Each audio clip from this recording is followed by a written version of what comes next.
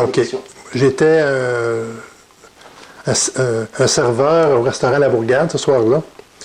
Et puis, vers les 8 heures environ, il a commencé à avoir des gens qui se dirigeaient vers la piscine. Moi, j'avais la section qui longeait la vitre qui donnait sur la piscine, parce que je voyais des gens qui allaient, qui venaient à la piscine. Et à un moment donné, j'ai commencé à poser des questions. Je dis, mon Dieu, il y a vraiment du monde qui se rassemble. Et qu'est-ce qui se passe? Et on m'a dit qu'il y avait un ovni. J'ai dit, ah oui, un ovni? Il a dit, oui, oui, il est en haut, là, et puis on le voit bien. Fait que, en servant mes clients, j'essayais de temps en temps de sortir pour aller voir. Puis la première fois que je suis sorti, puis que j'ai levé la tête, puis j'ai regardé ça, je dis, oh mon Dieu! J'ai dit, waouh, c'est quelque chose de gros. C'était très haut, mais ce que j'ai su, c'est qu'il était plus bas avant, mais que quand moi je l'ai vu, il était vers à peu près 9 heures, il était rendu plus haut. Qu'est-ce que vous avez vu au juste quand vous êtes Ben, c'était comme un cercle, mais un petit peu ovale. Puis il y avait au centre comme une lumière, c'était blanc, mais c'était pas une lumière qui était aveuglante. C'était une lumière, je dirais, comme un blanc laiteux. Tout à fait crème, genre? Oui, crème. Et alentour de ce cercle-là ou cet ovale-là, il y avait des lumières multicolores, des lumières rectangulaires. OK? Qui faisaient tout le tour de ce rond-là, là, central. Et il y avait du rouge, du vert, du rouge, du vert, du bleu et du jaune. OK. Il y avait ces couleurs-là. Et on voyait ça assez haut, puis c'était gros, là. Mais c'est qu'on n'avait pas encore la dimension de la grosseur. Il y a un gros Boeing qui a passé en dessous. Et là, on a vu. Là, j'ai réalisé que le Boeing était tout petit comparativement à l'objet. J'ai dit, mon Dieu, si c'est beaucoup plus gros que le Boeing, c'est immense. Et là, il y avait un pilote d'Air Canada à côté de moi. Puis là, j'ai commencé à parler avec lui. Et puis lui, il jasait, il me dit à moi, il dit, lui, il doit être à peu près à 10 000 pieds d'altitude. Okay. Et là, j'ai dit, oui, mais c'est gros comment? S'il serait à la place Bonaventure, il serait gros comment? Puis lui, il a analysé ça, il m'a dit à peu près 1 kilomètre de gros. J'ai dit, mon Dieu, 1 kilomètre de gros, c'est immense. Il dit, oui, fait que là, j'ai posé des questions. J'ai dit, est-ce que vous en voyez des fois, vous, quand vous pilotez dans le ciel? Il m'a dit, oui, on en voit. Mais j'ai dit, comment ça se fait que nous, on ne sait pas ça? Bien, il me dit, c'est parce que quand on est engagé, on signe un papier comme quoi qu'on ne peut pas rien dire, puis que si on commence à parler, qu'on dit quoi que ce soit... C'est un objet, c'est une masse, c'est un objet solide, là. C'est un objet solide. Pourquoi vous en êtes si sûr? Ben, c'est parce que c'était des lumières qui descendaient, c'était pas une lumière qui était floue, là, c'était fixe. C'est comme s'il était fixe, puis il n'y avait pas la gravité, faisait aucun effet. Il était là, immobile pendant plusieurs heures, là.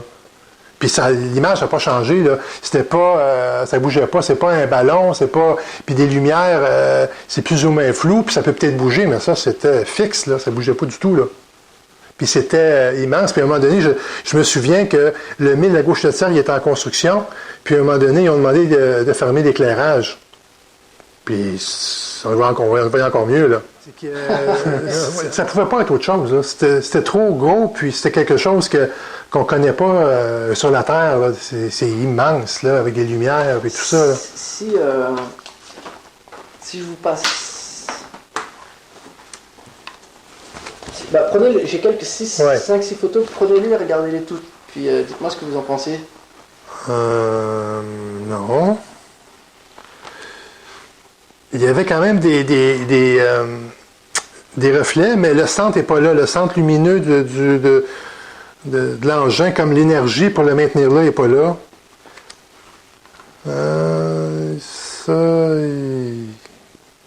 C'est laquelle, celle-là? Celle-là... vous voulez montrer à la caméra? Celle-là, ici, là? Parce que ça, c'est l'OVNI de la place Bonaventure. Oui, c'est ça. C'est pour ça que je dis ça, là... Ouais, c'est... Ouais. Ça, non. Puis ça, encore moins, là. Celle que vous avez dit, plus celle-là. Oui, c'est celle-là, ici. Juste la montrer comme il faut, là. D'accord? Puis en passant, le rendu de la photo n'est pas aussi bon qu'il pourrait être, là. Mais qu'est-ce qui vous fait... Qu'est-ce que vous retrouvez de similaire sur cette photo-là? qu'est-ce que je trouve similaire, c'est le rond d'énergie. Le rond d'énergie, puis le fait qu'aussi, il y a comme un genre de faisceau qu'on peut voir, là, comme il y a un faisceau sur le côté. Là.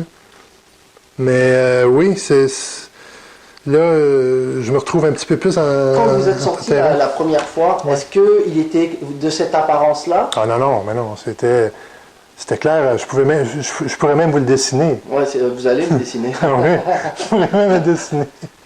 Ah oui, non, ça c'était justement quand je vous ai dit, ou quand les nuages ont apparu. Ça, il devait être à peu près 10h30, 11h. Et c'est là, un petit peu plus tard, ou à peu près de ce moment-là, qu'il y a un journaliste qui est venu prendre une photo. Je ne sais pas si c'était la presse, là. C'est Marcel Laroche, oui. Mais on voyait plus rien, là. On voyait juste les ronds d'énergie en dessous. C'est ça. Mais on voyait plus la forme, on voyait plus les lumières alentour, on voyait plus rien. Puis moi, j'ai même vu des lumières horizontales, là, des faisceaux horizontaux, comme si c'était des écoutilles qui étaient ouverts. De quelle couleur? C'était bleu, là. C'était plus bleuté. Plus bleuté. Ouais. Juste pour faire du reportage, ces photos-là, c'est des phénomènes naturels qu'on appelle des piliers lumineux zénithaux. C'est formé par des cristaux de glace à l'horizontale qui sont en suspension par temps froid. Et la source de lumière est proche de l'observateur et la lumière est réfléchie au zénith de la source lumineuse. Et selon vous, ce que vous voyez là, ça ressemble en rien à l'OVNI de la place Bonaventure. Non, c'est pas ça. D'accord. Non, c'est pas ça. Blanc-bleu, la lumière blanc-bleu, là, qui... Puis c'était très, très, très clair, comme une lumière... Mais c'était... Puis c'est bizarre, hein, mais c'est parce que c'est comme s'il y avait... comme, je sais pas si on peut dire de la vapeur ou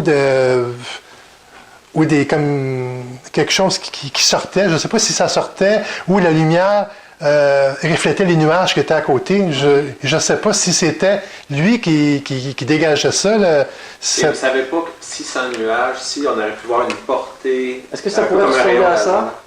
Oui. Mais moi, je l'ai vu moins bleu que ça, par contre. C'était moins bleu, un petit peu plus blanc. OK. Ouais. Mais il y avait moins. Moi, j'en ai vu peut-être 4, là. J'ai un ovni au-dessus de la tête qui doit venir d'ailleurs. Oui. Mais d'ailleurs, en tout cas, c'est quelque chose qu'on ne connaît pas. J'imagine que ça doit venir d'ailleurs. Mais est-ce que ça peut être terrestre? Ça pourrait venir... C'est ça. Mais à ce moment-là, c'est ça que je vais essayer de savoir. Est-ce que vous avez dit, c'est un ovni, c'est peut-être terrestre, c'est peut-être humain, c'est peut-être extraterrestre, ou je suis sûr que c'est extraterrestre? Je suis sûr que ça ne pas. Au début, je me suis dit, c'est extraterrestre. Parce qu'à cause de la grosseur... Cette soirée-là, vous avez travaillé jusqu'à quelle heure, vous vous en souvenez? Jusqu'à 11h30, minuit, là, parce que pour fermer la caisse, puis tout arranger la section où je travaillais, tout ça. Puis je me souviens, vers 11h, j'étais sorti, puis là, c'était vraiment nuageux. On voyait juste le centre. Et là, j'ai arrêté d'y aller parce que j'avais vu le meilleur. Okay. Ça, je peux pas vous le dire. Non, c'est correct. Ce soir-là, quand vous êtes rentré chez vous, vous êtes allé fêter, vous êtes allé dire... J'étais chez moi. On restait ici. Ah ouais, OK. Ouais, même maison. Ah ouais? Ouais. Et puis vous êtes rentré... puis là, j'ai expliqué... Là, je vais te poser une question, j'espère que c'est pas piège, là, vous étiez ensemble? Oui. Bon, mais c'est super, oui. Parce que vous êtes rentré, vous lui avez dit, chérie, j'ai vu un ovni? Oui, je lui ai dit que j'ai vu un ovni. Puis là, je lui ai dit, écoute, j'ai dit, il y a l'armée qui a pris des photos, on va sûrement faire la première page du Journal de Montréal demain, là. Puis la première chose que j'ai essayé de voir le lendemain, c'est de dire, hey, où est la sensation? Puis là, il parlait de lumière du mille à gauche de serre ou un ballon sonde. Ah, j'ai dit merde, c'est encore caché, là. Ça, il y a Marc Gélina et Pierre Chastenay, là, qui dans chaque journaux différent, qui ont sorti des théories. C'est un peu culturel. Ce que tu as vu, c'est pas ça, tu as vu des lumières. Non, moi, qu'est-ce que tu dirais? Mais moi, je sais qu'est-ce que j'ai vu. Puis c'est pas ça, c'est ça. Le lendemain. Qu'est-ce qui s'est passé le lendemain quand vous êtes retourné au travail? Il y avait beaucoup de gens qui en parlaient, hein, parce qu'il y avait des clients la veille qui étaient encore là et qui déjeunaient. Mais il y a un monsieur qui m'a posé une question, un client, là, il m'a dit, est-ce que vous étiez là hier soir? J'ai dit oui. Il a dit, je peux-tu vous poser des questions? Mais j'ai dit oui, je peux répondre. Et fait que là, il m'a dit que lui, il avait pris Gégère, là, pour la radiation. Ouais. Il dit qu'il y avait des radiations dans le jardin. Près de la piscine. C'est un client qui vous dit ça. Oui, mais c'est un client, mais moi, je trouve ça bizarre avec un gégère. Je dis qu'un client avec des gégères, là. Un touriste avec un compteur. Oui, mais c'était pas un touriste. Je pense qu'il me disait qu'il s'informait là-dessus, mais je me souviens plus de son nom, puis s'il était pour une organisation, quoi que ce soit. Mais il m'a dit si j'avais vu parce que j'ai fait un dessin aussi, là. Puis il m'a demandé si j'avais vu des vaisseaux rentrer et sortir. Ben j'ai dit non, j'ai pas vu des vaisseaux, mais j'ai dit, parce qu'il m'a dit c'était un vaisseau mère que vous avez vu. J'ai dit sûrement, parce que la grosseur que c'était immense, là. Mais j'ai dit, moi, j'ai rien vu rentrer ni sortir, là. Mais ça se peut qu'il y ait quelque chose qui rentrait et qui sortait, mais j'ai dit, je les ai pas vus, mais j'aurais pas été surpris de voir des choses rentrer et sortir à la grosseur que ça avait, là. Mais vous n'avez pas trouvé ça anormal ou atypique de vous faire demander si des vaisseaux rentraient et sortaient d'un vaisseau mère? Non. Moi, je suis curieux de nature, puis j'imagine qu'il va y avoir d'autres personnes qui sont curieux de nature aussi. Donc, me faire poser la question, moi, j'avais rien à cacher. J'ai pas honte de ce que j'ai vu, puis c'est sûr, mais qu'il y a des gens qui disent vous avez inventé des choses. Je n'ai rien inventé. J'ai aucun gain d'inventer quoi que ce soit, moi. J'étais là, puis je l'ai vu, mais bon. J'en parle, je ne vais pas me cacher. Reste là. OK. Puis, vous les avez vus, les reportages de l'enquêteur du paranormal? Ce que j'ai vu sur Internet, là, qui m'a vraiment beaucoup, que j'ai beaucoup aimé, là, c'était TQS. Il avait fait un reportage. TQS? Oui, okay. Ou TQS. Il y avait un reportage qui avait été fait là-dessus, puis c'est sur Facebook, sur Internet, non, YouTube, excuse. Et on voit un policier qui était là, qui raconte, et... Robert Masson. C'est exactement ça. Et s'il parle de l'avion, c'est exactement ça. Il parle des F-16, c'est exactement ça. Il parle des lumières, c'est exactement ça. Il était là, j'imagine. Je me souviens pas d'avoir vu parce qu'on était j'ai vu plus vieux, là. Parce que les F-16, vous les avez entendus? Je les ai entendus. J'en ai entendu. J'imagine, je pense qu'il me semble qu'il y en avait un. J'ai pas entendu plusieurs, là. Et est-ce que vous étiez. Est-ce qu'il était là, le pilote d'Air Canada? Il y avait d'autres gens? Non. Quand j'ai entendu les F-16, là, il était plus tard, là. Il y avait des nuages. Okay. Le pilote d'Air Canada était parti se coucher, lui. Okay, il était rendu tard? Ah oui, il était rendu tard, ben oui. Tard vers quelle heure? Peut-être 10h30, 11h. Là, OK, il était très tard. Ah oui, là, on voyait juste à peu près ça, là. Est-ce qu'il y avait encore du monde, quand même, sur place? Oui, mais encore, mais un petit peu moins de monde. Du monde avec qui vous êtes encore en contact? Non. Et là, j'ai entendu un avion F-16 ou un F-18, mais il y a quelqu'un qui a dit, on a appelé l'armée, puis ils envoient un F-16 de Bagotville. Là. Qui a dit ça? C'était un agent de police? Oui, c'est quelqu'un parce qu'il y avait aussi des gens de la Gendarmerie royale du Canada là, qui étaient comme en uniforme, là, en civil, là, en complet. Et eux, ils avaient vérifié, je me souviens qu'ils ont appelé Dorval pour voir s'il y avait quelque chose là. Ils ont dit qu'ils n'avaient rien vu. Ils ont appelé Saint-Hubert, l'aéroport de Saint-Hubert. Ils ont appelé un peu partout. Mais ça, vous le savez parce que vous avez regardé le documentaire ou ils ne partageaient pas ça l'information avec vous autour de la piscine? Hein? Non, oui. Oui, les gens parlaient. Ah, ouais. On appelle, puis là, à un moment donné, on disait, y a-t-il quelqu'un qui a une caméra? Ou y a-t-il quelqu'un qui peut prendre une photo? Et je ne peux pas croire qu'il n'y a personne qui a une caméra et qu'on ne peut pas filmer. On n'a rien trouvé. On n'a pas trouvé de caméra. Vous n'avez pas vu un seul policier avec un appareil photo? Non. Non plus. Mais à la radio, l'entrevue qu'elle a donnée à la radio le lendemain, c'est des lumières, il n'y a pas d'objet. Ouais. Est-ce que c'est la peur du ridicule? Est-ce que je ne sais pas, c'est pour ça que j'aurais voulu lui parler. Oui, ça se peut. Ça se peut, puis peut-être aussi qu'elle avait peut-être peur, peut-être de la réaction de la direction. Si elle en disait trop, peut-être aussi, puis elle avait peur peut-être avoir des problèmes. Cette personne-là, qui est Christian Page, en fait, me disait que lui, quand il est arrivé à l'hôtel, il était plus vers 23h et que, en fait, les lumières étaient rendues ici, à ce niveau-là. Est-ce que vous voyez là, à ce niveau-là? Non. OK. C'est la photo de... Non. Oui. L'angle ici est majeur, là, Claude. Ben, c'est ça. Non. On n'est pas au-dessus du tout. Non, c'est pas là. C'était pas là du tout. Votre beau-frère, excusez-moi. Oui. Ah, c'est votre beau-frère? Oui, mon beau-frère.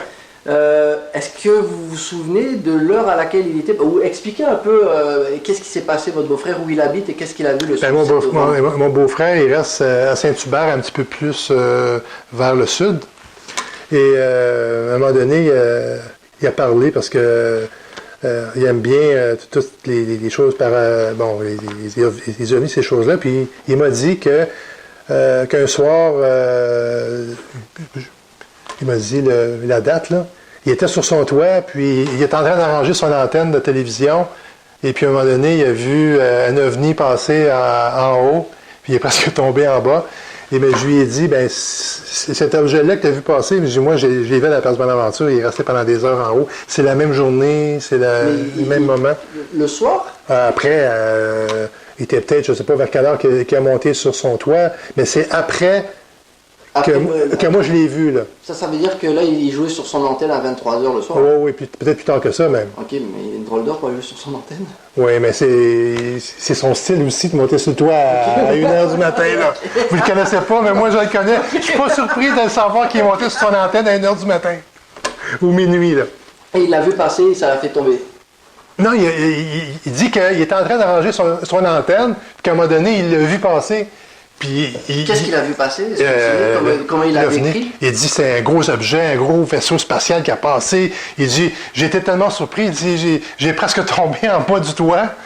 Mais il m'a dit, là j'ai demandé, je dis, s'en allait où? Il m'a dit, vers les États-Unis. En direction vers les États-Unis, vers le sud. OK. Ouais. Puis le lendemain, lui, il s'est dit, rien? Il s'est rien passé avec ça? Non, c'est juste qu'il l'a vu passer, puis qu'il a été très, très impressionné là, de voir quelque chose aussi gros passer vers les États-Unis. Là. Ouais. Ça avait-tu la même forme que vous? Oui. Il m'a dit que c'était comme un gros rond, là, ovale, puis que ça a passé, c'était immense. Là, puis je savais que c'était un avion de l'armée, parce qu'il y avait quelqu'un qui venait nous le dire, on a appelé l'armée. Ils envoient un avion F-16 de Bagotville prendre des photos. Donc là, j'étais content, ils vont prendre des photos, on va pouvoir avoir ça sur des journaux le même matin, puis je l'ai entendu. Combien de passes? Plusieurs passes, oui. Je l'ai entendu au moins 2-3 passes, là. 2-3 passes. Puis je me disais, bon, c'est le fun, il va y prendre des photos avec... mais finalement, le lendemain, c'est gros zéro. Parce que Farid, j'en ai parlé avec lui, puis si j'arrive aux mêmes conclusions que lui, c'est qu'à un moment donné, c'est comme si c'était le vaisseau qui faisait des nuages ou qui attirait les nouvelles ou les gens n'en parlent pas, là, les autorités. Ça, par contre, j'ai de la misère à comprendre, parce qu'ils devraient en parler.